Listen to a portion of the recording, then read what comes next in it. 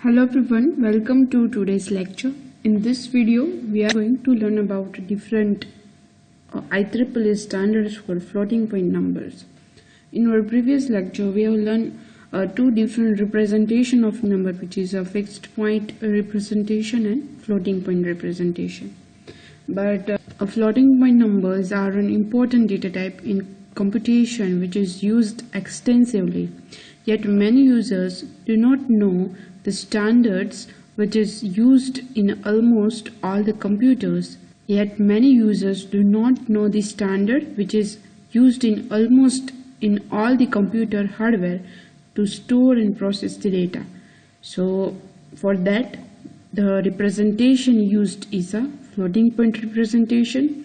So in this video, I am going to explain the standards evolved by IEEE to represent floating point numbers, and the standard is now used by all the computer manufacturers while designing the floating point arithmetic units for the computer.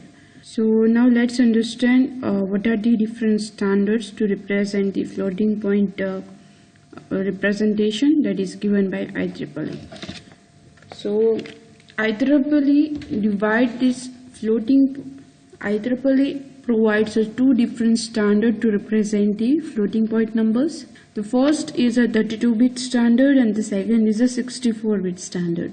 And the 32-bit standard is also called a single precision representation, and 64-bit standard is also called double precision representation.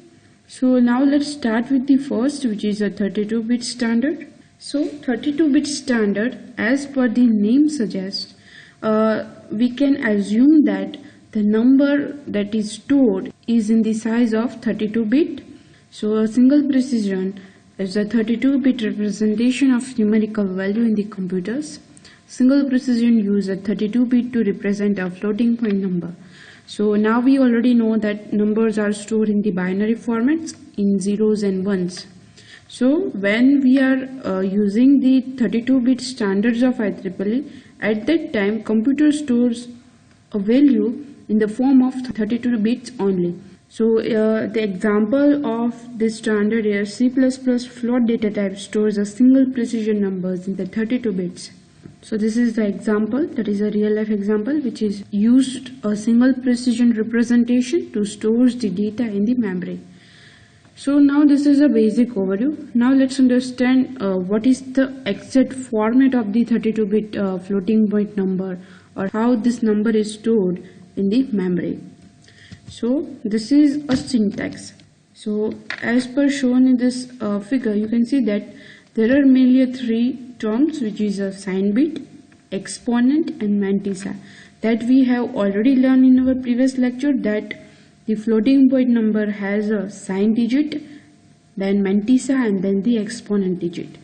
So here, to store any floating point number into the 32-bit standard, the sequence is different. The first bit is a sign bit, and then the second bits are the exponent bits, and at the last the mantissa. Now the number is in size of 32 bits. Now these 32 bits are divided into a different chunks.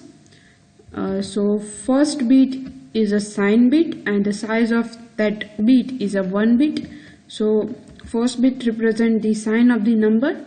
The number is negative or the positive, that is defined or we can identify by using the sign bit. So the size of that bit is a 1 bit. Then second term is a exponent. So for the exponent, the defined bits is 8 bits and the last 23 bits are the mantissa bits. The IEEE standard designate bits to compute the floating point numbers using the formula.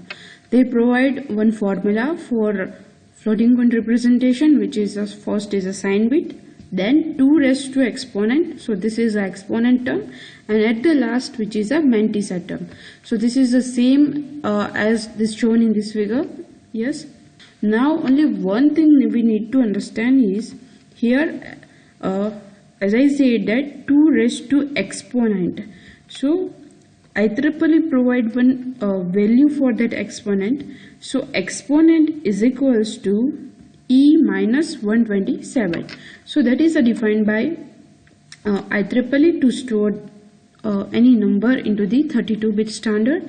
So if we want to store any number into the 32-bit standard, at that time we need to convert our exponent into this predefined value.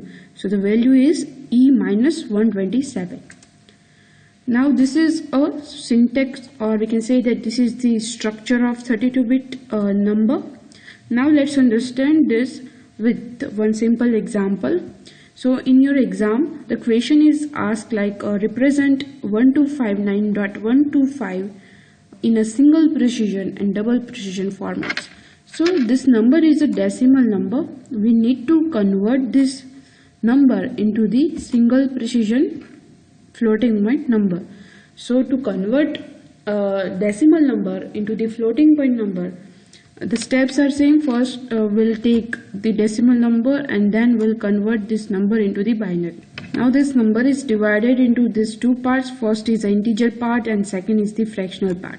So we'll calculate binary of integer part first and then we'll calculate the binary of decimal part. So the binary of 1259 is equals to 10011101010. In our previous lecture, we have already learned how to convert a decimal to binary. So I hope now you are aware with that. And the second is a fractional part, which is a 0.125, and we'll convert that into the binary, which is a 0.001. So this is the binary of 0.125 and this is the binary conversion of 1259. Now we'll represent this whole number 1259.125 into the binary format by merging these two values. So the binary number become 10011101011.001. So this is the binary of 1259.125. Now we have a binary numbers. Now we'll normalize this binary number to get the floating point number. So for the normalization, the steps are equal as we'll discussed in our previous lecture. That first we'll move this decimal point or the radix point after the first location. So 1.001110101, and then we'll write the exponent part. So because this is a binary number, so the base is 2 and 2 raised to 10 means we are moving this decimal point to the 10 digits. So the exponent become 10. So how it is calculated? So this is the first, second, third, fourth, fifth, sixth, 7, 8, 9 and 10. After the 10 digit we'll put the decimal number here. So that is why the exponent value is become 2 raised to 10. So now this is the floating point number. Okay, now the next part is, the question is we need to convert this number into the single precision format. So for that, now we have a sign bit.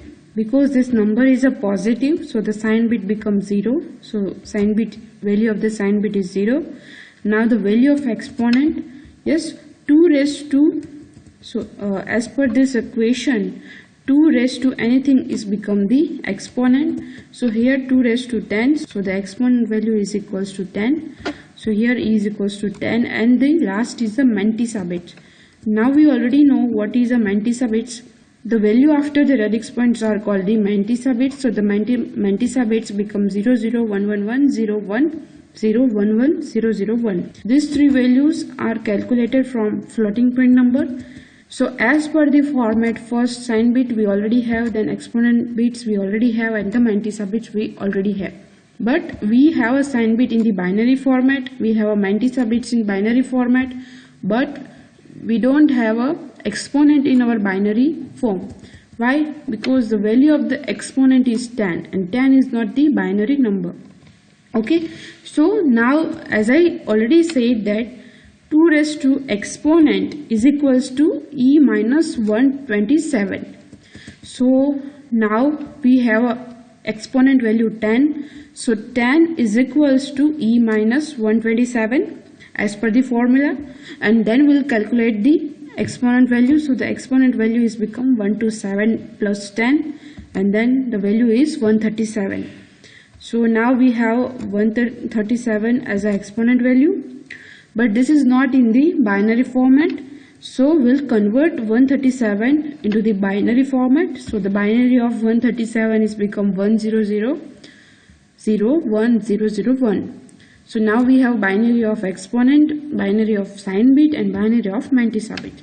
Now only thing we have to do is, now we'll put all these binary numbers into this defined format. So first bit is a sign bit. Now second bits are the exponent bits. We already have an exponent bit 10001001. So this is here, and the third are the Mantissa bits.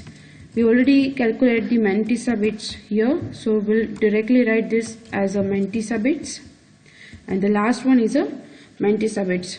Now as per the format, this is a 1 bit, this is a 8 bit.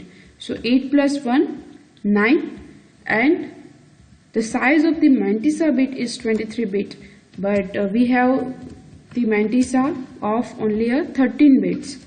So we'll write ... then 000, because so as per the format, the size of the Mantissa bit is 23 bit, and our Mantissa bit has a size of 13 bits. So we'll extend 10 zeros after the last last bit, which is a 1. We can write 10 zeros, or we can write that 10 zeros like ... 00 ... Yes. So this is how we can convert any decimal number into the binary number. Steps: first we'll convert any decimal numbers into the binary number, then we'll normalize that number and calculate the floating point numbers. Now based on the floating point number, we'll calculate the exponent value, Mantissa bits, and the sign bit. Now we have exponent value, but if you want to store numbers in the 32-bit IEEE standard, so for that the value of E is equals to E minus 127. So 10 equals to 127, and then we'll calculate the final exponent bit. We'll convert that into the binary format, and then we'll put into the predefined structure. So this is so these are the simple steps to convert any number into the single precision format. Now the second is 64-bit standard. So let's understand what is a 64-bit standard. So 64-bit standard, also called double precision representation. Double precision is called a binary 64. Double precision uses 64 bits to represent a value. So as in the single precision, there are only 32 bits to represent any value. But in the 64-bit standard, we are representing, or we are storing any value in the form of 64 bits. So the size of the floating point number is become 64 bits. Double floating point precision are used where high arithmetic precision is required, and number like minus 2 divided by 19 have to be used. So when you have a high precision data, or you require a high arithmetic precision in your value, at that time to store that kind of number, we'll use the double precision representation or the 64-bit standards. So double point precision requires more memory as compared to single precision. Why? Because single precision has 32 bits only, while in the 64-bit standard the bits stored is a 64 bits. So that is why memory is more. Hence are not useful when normal calculations are to be performed. This representation techniques find it used in a scientific calculation. So at that time when we have a tricky answers, or we require a high precision data, at that time only this method is used. Now all things are same, but in the single precision, 1 bit for sign, that is common in the 64-bit. In the 32-bit standard, the exponent bits are the 8 bits, while in the 64-bit standard the exponent bits are the 11 bits, and in the single precision Mantissa bits are 23 bits, while in the 64-bit standard the Mantissa bits are 52 bits. The difference is only in size. Everything is same, And here, because it provides a high precision, so that's why the exponent value provided by IEEE is E minus 1023. In the single precision, exponent value is E minus 127, while in the 64-bit standard value is E minus 1023. So only this is the difference. Now let's understand 64-bit with the example. In that, first we'll convert a decimal number into the binary number, then we'll calculate the floating point number. Now we have a mantissa bit, now we have exponent and sign bit. Now we will need to convert exponent bit into the defined format. So here value of E in the 64-bit standard is E minus 1023. So now E is become 1033. So we'll convert this into the binary format. Now same as the single precision, we'll take all the values and put it into the defined structure. So first is a 1-bit sign bit, then 11 bits are the exponent bits. So here you can see that these bits are the 11 bits. 1, 2, 3, 4, 5, 6, 7, 8, 9, 10, 11. So these are the 11 bits. In case if the exponent bit is not equal as 11, so at that time you can extend number of zeros after the last bit. And the last bits are the mantissa bits. As I said, that mantissa bits is in size of only 13 bits, so we'll extend the mantissa bit with the zeros. So now this is a 52 bit, then 11, and then 1, so it becomes 64. So this is how 64-bit standard is calculated, and this is how number is stored onto the computer's memory. So I hope now you all are clear with the single precision and the double precision format to store the data. So that's it. Thank you so much for watching this video.